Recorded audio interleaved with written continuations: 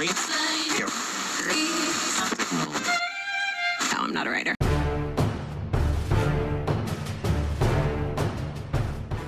Domenica 23 settembre. Sto leggendo i commenti di uno degli ultimi video che avevo pubblicato. Io già convinto che sarebbe venuto su un putiferio, ma nel senso che effettivamente so di non averlo spiegato bene.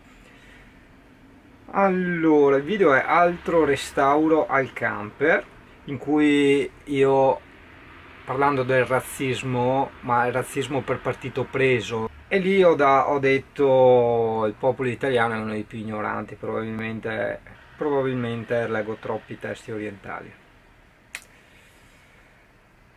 Fatto sta che verrà fuori in putiferio anche per questo, non lo so, tipico dell'italiano far di tutta l'erba un fascio. Cioè, se io faccio questa affermazione in questo contesto, in questo discorso, in questo video, probabilmente non mi riferisco a tutto e a tutti, capisci? Quindi, cosa che comunque spiegherò più avanti, con calma, piccole dosi, ci arriviamo, vai tranquillo. Cosa che mi ha dato un po' fastidio, sì, il discorso che giro qua in zona, che giro qua in Veneto. Allora, ci sono dei motivi che ovviamente non posso dire nel canale, o comunque anche non voglio, e quindi vai tranquillo che se uno a 16 anni prende e va in Francia, e a 18 prende e va a vivere in Scozia e va a lavorare in Olanda, eccetera, vai tranquillo che non ha problemi a girare il mondo, e se qui c'è il suo perché. Poi il discorso del cane, cioè, povero Ane, ma ce l'hai su col mio cane? Cioè, cazzo, cioè il cane che in tutti gli ACCP che ha fatto ha sempre lasciato a bocca aperta per il comportamento i giudici a livello internazionale, parliamo di Bezzi, cioè, un cane abituatissimo a stare nel mondo, nel casino, in qualsiasi situazione.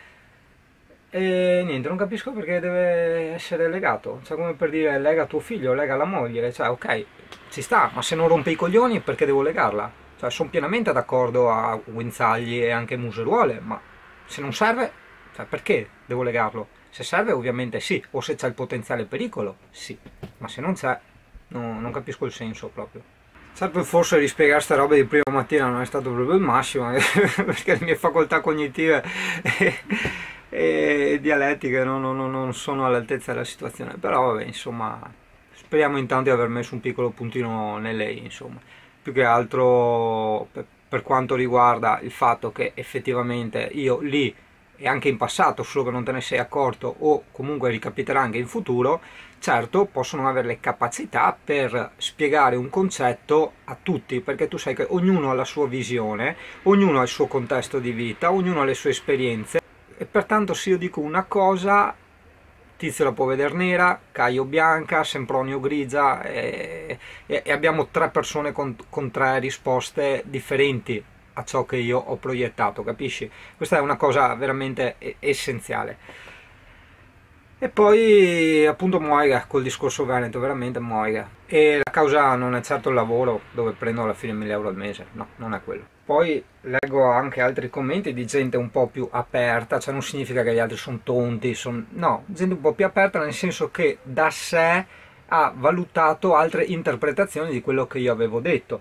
E poi si rimenziona giustamente la delinquenza di questi extracomunitari, o comunque dello straniero, ma è il succo del discorso di quello che avevo fatto io. Cioè il razzismo per me è difendere lo straniero delinquente, cioè quello è razzismo. Io sono pienamente contrario a questo, ma questa parte però credo di averla spiegata correttamente, no? nel video, no? Cioè, e allora torniamo al discorso degli americani, cioè l'italiano è delinquente, l'italiano mafia, cioè è vero per carità, ma non tutti, cioè il solito discorso di far di tutta l'erba è un fascio, quindi anche quello è un razzismo stupido. È vero che esiste la mafia, è vero che esiste la delinquenza e tutto quanto, ma non tutti, cioè mia nonna non è una mafiosa, cioè capisci, i miei amici non sono dei delinquenti, dei stupratori, dei spacciatori, no. Idem tutte queste persone extracomunitarie, ci sono veramente delle bravissime persone che io ho conosciuto, africani, albanesi, di tutte le etnie, che ci ho lavorato anche assieme, con lavapiatti, camerieri,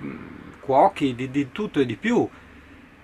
E questo il succo del discorso che io provavo a fare, cioè andiamo ad accusare e a mettere in difficoltà anche queste persone per colpa di effettivamente delinquenti, poi fuoco sul fuoco, altri italiani vanno a difendere anche questi delinquenti perché il loro modo di non essere razzista è difendere tutti per partito preso solo perché sono diversi da noi, ma assolutamente no. Anche in quel modo ti metti contro le brave persone extracomunitarie, perché gli vai a difendere la loro i loro compaesani delinquenti, e quindi l'italiano che fa di tutta l'erba un fascio attacca ancora di più gli innocenti, perché si vede i delinquenti difesi dagli altri italiani, e c'ha anche in qualche modo ragione, cioè è una reazione umana, no?